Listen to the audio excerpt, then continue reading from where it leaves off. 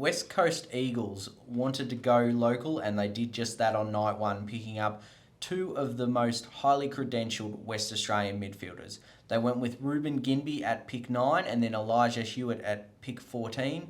Michael, there was some conjecture over whether they were going to go Ed Allen and bring in a tall, but they've gone with Ginbey and Hewitt.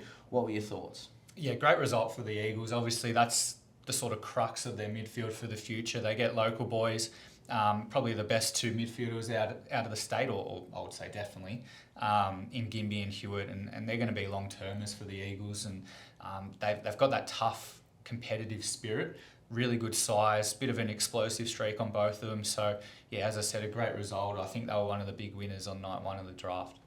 And then to go with those midfielders, they picked up another ruck in Harry Barnett out of West Adelaide, largely considered the best ruck in the crop. Yeah, definitely. And he's one who's going to learn a heck of a lot off Nick Natanui and could even play pretty soon in his AFL career. He's got a ways to go in terms of development, but it didn't last long on night 2 of the AFL draft. And there's good reason for that, as you mentioned, the best ruck in the draft. And he's a guy who's physically pretty ready as far as talls go, and yeah, his ability to play aerially, take those big marks, but also move around the ground is he's really exciting.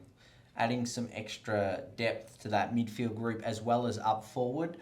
They then selected 2 Vic Country prospects to round out their national draft, Kobe Bergil and Noah Long out of Gippsland and Bendigo respectively. Yeah, I mean, they show that they don't really discriminate in terms of, that local factor, the go-home factor. They pick up 2 Vic Country kids. Kobe Bergil was one who was sort of linked to him for a long time in that second round, and he adds a bit of power as well in the midfield group and was a proven goal kicker, particularly at school footy, and I think he kicked a bag of 3 for Vic Country as well this year.